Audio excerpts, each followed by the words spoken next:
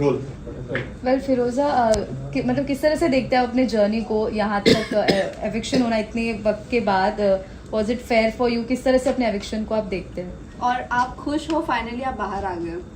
हाँ डेफिनेटली मैं बहुत ज़्यादा खुश हूँ। मतलब मुझे तो ऐसा लगा था कि पता नहीं शायद मैं बाहर आऊँगी या नहीं, मतलब because I was waiting for it desperately. Finally I'm out and I'm feeling relieved. I'm happy.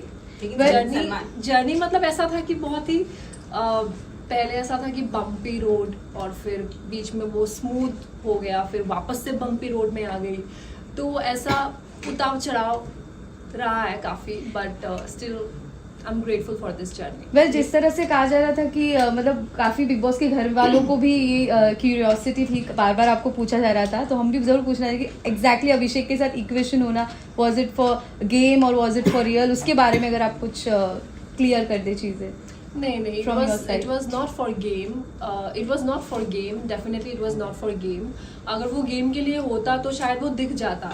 Body language, expressions, हर एक चीज़ मैटर करता है, तो मुझे ऐसा नहीं लगा था कि वो लव एंगल बनाया जा रहा था purposely. It was just happening because we were just going with the flow and yeah that's it. Khanzadi, आपको काफ़ी उन्होंने गलत बोला, उसके बावजूद आप उनके साथ जाके बैठे अभिषेक के, यानी मतलब काफ़ी वायलेंस पर्सनालिटी है, काफ़ी लोगों को गलत कुछ बोला है अंदर, क्या कहना चाहोगे अभिषेक के बारे में? हाँ, तो पहली बात तो उनको वो चीज़ रियलाइज़ हुआ और ये बहुत बड़ी बात है, किसी को अगर रियलाइज़ है अपनी गलती का और वो सुधार लाना चाहता है तो फिर डेफिनेटली उनको चांस ज़रूर देना चाहिए. और हर इंसान में होता है एक नेगेटिव साइड, एक पॉजिटिव साइड, मुझ में भी है, उसमें भी है, हम सब में है, तो मैं उस चीज़ को वैसे देखूंगी. एंड हाँ, मतलब ठीक है, कभी कभी हो जाता है, वो एक बहुत ही एक्सप्रेसिव इंसान है, वो हर चीज़, हर इमोशंस को खुल के एक्सप्रेस करता है, चाहे वो गुस्सा हो, चाहे वो पागलपन हो, चाहे वो उसका प्यार हो. तो मुझे लगता है कि उसको प्यार की बहुत ज़रूरत है, मतलब उसको नहीं, मतलब ऐसे इंसान को जो बहुत ही ज़्यादा अपने इमोशंस को लेके एक्सप्रेसिव होते हैं. लेकिन खानजादी ये भी जानना चाहेंगे, आपने बार बार अभिषेक से एक ही बात कही कि बाहर कैसा लग रहा होगा, कैसा लग रहा होगा, इसी वजह से होकर आपने नज़दीकियाँ नहीं बढ़ाई या कोई और इंटेंशन था नज़दीकियाँ नहीं बढ़ाने का?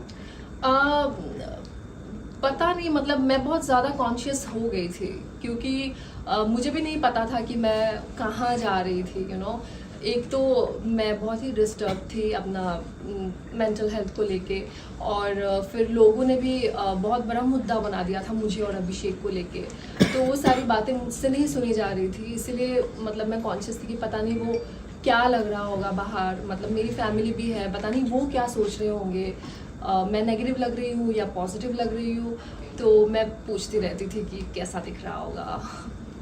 खानदादी, अगर हम बात करें आपकी, क्या आप आगे रिलेशनशिप बढ़ाएंगे अभिषेक के? क्योंकि जो जानकारी हमें मिली है, अभिषेक काफ़ी थप्पड़ मारता है ईशा को, थप्पड़ काफ़ी मारा है उन्होंने घर पर, ऐसा खुद ईशा ने बताया. तो क्या आप तैयार हैं इस तरह के वायलेंस बिहेवियर झेलने के लिए? क्योंकि अभिषेक का इस तरह का है, मतलब खुद ईशा ने बताया है घर के अंदर ही इज अ क्रिमिनल, ऐसा वो लोगों ने कहा है, इसके बारे में बात हुई, क्या कहना चाहोगे? ऑल्सो आप कितना अग्री करते हो ये ईशा की बात पर? देखिए, पहली बात तो मुझे जिस गली जाना नहीं उस गली का नाम नहीं लेना है, तो मैंने नहीं सोचा है इतना आगे तक कि झेलना पड़ेगा या ऐसा कुछ. वो बिग बॉस के घर के अंदर जो भी था वो घर के हिसाब से था कि हम लोग एक ही जगह में थे, बंद थे, तो एक दूसरे को देखते थे, हमें अच्छा लगता था, so we were spending time together.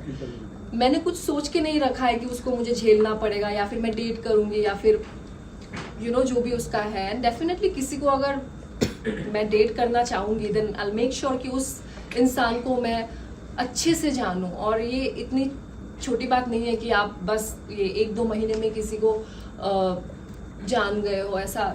It is not like that, it takes time. Khan साहब ये और एक चीज है, ये आप भले ही अभिषेक से क्लोज नहीं हो रहे थे, आपकी लड़ाई भी हुई उनके साथ, लेकिन जब बाद में एक और एक चीज सबसे ज्यादा वायरल हो रही है कि आप दोनों ब्लैंकेट के अंदर किस कर रहे थे, वो आवाज आ रही थी, कितना फैक्ट है वो? नहीं, वो बिल्कुल नहीं था, पता नहीं वो क्या आवाज था या क्या था, आई डोंट अंडरस्टैंड। वो कुछ कह रहा था मुझे जो वो सना को नहीं सुनाना चाहता था, और फिर मैं भी उसको कह रही थी कि you know what, like she is, I mean अच्छा नहीं दिख रहा होगा ये बाहर जो भी है, so it was like that. खानसारी, आपके अकॉर्डिंग सबसे अच्छी गेम कौन खेल रहा है, और आप कौन, क्या चाहती है कौन जीतेगी?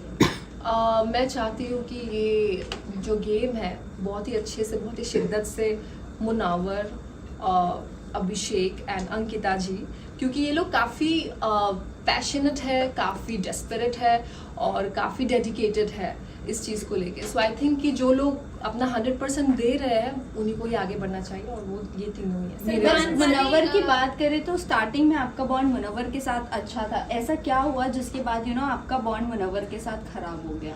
खराब नहीं हो गया, मतलब हमने एक डिस्टेंस मेंटेन करना शुरू कर दिया। It was because of Mannara, क्योंकि मनारा सिर्फ मैं नहीं कह रही हूँ, वहाँ पे घर में बहुत सारे लोग हैं जो मानते हैं इस चीज़ को लेके कि मनारा अपने फ्रेंडशिप्स को लेके काफ़ी पॉजिटिव है, और उन्होंने मुझे काफ़ी सारे टैग्स दिया था कि मैं उसको लेके इनसिक्योर हूँ, मैं उनको फॉलो कर रही हूँ, मैं उनके रास्ते पे आ जाती हूँ, पर ऐसा कुछ नहीं है। ऐसा अगर कुछ होता तो आप लोगों को दिख जाता वो चीज़।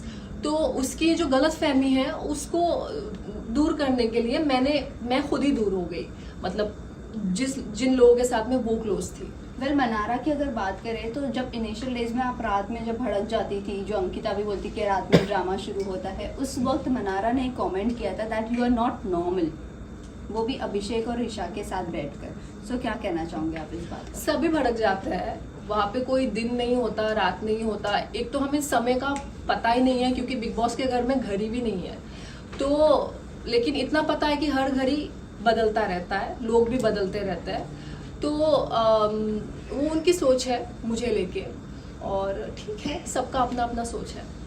मुनावर को लेके आप क्या कहना चाहेंगे? जो एक छोटी सी क्लिप थी, मुनावर ने इतना बड़ा बता दिया कि हाँ अंकिता ने सब कुछ जान लिया, बाहर का सब कुछ जान लिया। मुनावर ने एक गेम खेला है, क्या कहना चाहोगे इसको लेके? बहुत काफी वो अनकंफर्टेबल महसूस कर रहे हैं अंकिता लोखंडे से, क्या कहना चाहेंगे? नहीं, अनकंफर्टेबल नहीं कहूँगी मैं, क्योंकि उनको वो रिस्पॉन्सिबिलिटी मिली है, वो कैप्टन है, तो उनको एक इन्फॉर्मेशन मिला अबाउट अंकिता जी, तो उनको सिर्फ अंकिता जी से ये बात कहनी थी, लेकिन उन्होंने विक्की भाई को इंक्लूड कर दिया इसमें, जबकि बिग बॉस ने विक्की भाई के बारे में नहीं कहा था। तो जैसे उन्होंने शुरू किया कि विक्की भाई और अंकिता, तो विक्की भाई ने बिना उस चीज़ को समझे खुद बता दिया कि हाँ मेरा ये ट्रीटमेंट है। तो ये मुनावर का एक चालाकी है कि जो भी उन्होंने ये किया है, और वो बिग बॉस का क्या कहते हैं इसको, मतलब बिग बॉस ने कहा था कि आप जाके डिस्कस करिए कि ये होना चाहिए कि नहीं होना चाहिए, तो मुनावर ने बेसिकली उस चीज़ को डिस्कस किया घर वालों के साथ। मुनव्वर की अगर बात करें तो मुनव्वर के साथ जो भी आपका बॉन्ड था सो बॉन्ड था, बट आपने कहा था कि मुनव्वर पे मैं भरोसा नहीं कर सकती हूँ, आपने उन्हें चुछुंदर भी कहा। फिर उसके बाद जैसे ही सोनिया बाहर आती है, आपने सेकेंड वीकेंड के वार पर उनके जाने के बाद ये कहा कि तुझसे अपनापन लगता है, मतलब सडनली ऐसा आपने स्विच कैसा किया? एक बार आप बोलते भरोसा नहीं, एक बार आप बोलते अपनापन लगता है। शुरू में तो किसी को पता नहीं था, अब जैसे 2 महीने बीते तो हम एक दूसरे के बारे में जान पाए, तो शुरुआत में कुछ और ही था, और जैसे ही गेम बढ़ता गया तो चीज़ें भी अलग होती गई। इनिशियल डेज में नील, ऐश्वर्या, रिंकू, जिन्ना ये सब आपके साथ आ रहे थे, आपको समझा भी रहे थे, लेकिन बाद में चीज़ें अलग हो गई, तो बाद में आपने कहा कि इनके साथ मेरी इक्वेशन नहीं जम रही है, वॉटेवर। वो किस बेसिस पे कहा? क्योंकि इनिशियल डेज से लेकर जब तक आपका बॉन्ड अंकिता विक्की के साथ नहीं था, तब तक उन्होंने आपका साथ दिया है। साथ दिया इन द सेंस उनका अलग था, मतलब उसको मैं साथ नहीं समझूंगी, क्योंकि उनको ना एक टैग मिला था चुगलीखोर और शुगर कोटिंग, तो वीकेंड के वार पे बेसिकली उनको ये फीडबैक मिला था, और कहीं ना कहीं ये मुझे भी पता चला कि वो सामने से कुछ और है और मेरे पीठ पीछे कुछ और बातें कर रहे थे, कभी अच्छाई भी कर रहे थे, बुराई भी कर रहे थे। लेकिन मैं ऐसी हूँ ना कि मैं वहाँ पे किसी को ऐसा नहीं देखती कि ये किसका क्या स्टेटस है या किसका क्या एज है या किस, everything is equal for me in that house. तो शायद मैंने बहुत सारी चीज़ें उनकी परख ली थी और मैं मुंह पे बोलती थी जो उनको अच्छा नहीं लगता था।